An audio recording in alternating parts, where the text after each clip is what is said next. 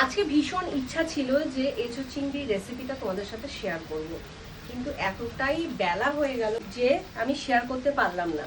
তা নেক্সট কোনো দিন আমি যদি পারি আমি নিশ্চয়ই তোমাদের সাথে এঁচোড় চিংড়ির রেসিপিটা শেয়ার করব, মানে আমি কিভাবে রান্না করি।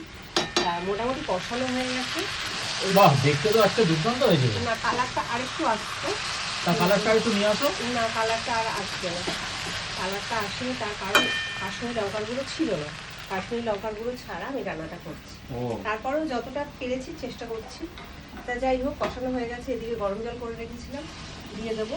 আর একটু আজকে মানে ঝোলের পরিমাণটা বেশি রাখবো, তার কারণ যেহেতু আজকে অন্য আর কোনো মেনু নেই। হ্যাঁ, একটু ঝোল ঝোল হলে বেশ মাটন মাটন ফিল করে খাবো আজকে। বাবা, মাটন মাটন। হ্যাঁ, আমরা কি বলি সাধারণত এঁচোড়কে? আচ্ছা বন্ধুরা, তোমরাই বলো তো এঁচোড়কে আমরা কি বলি? আমি জানি আমি কি বলি, বলবো? না, বন্ধুরা বলবে। বন্ধুরাও জানি। হ্যাঁ, এঁচোড়কে আমরা কি বলি? তা সেই হিসাবে আমি কথাটা কি খারাপ বললাম? গাছ। বন্ধুরা বলবে, গাছ। কমেন্ট করে বন্ধুরা বলো। ঠিক আছে বন্ধুরা, কমেন্ট করে বলো। চলো, আমি আর কথা বাড়াচ্ছি না। Tata tata. হ্যাঁ।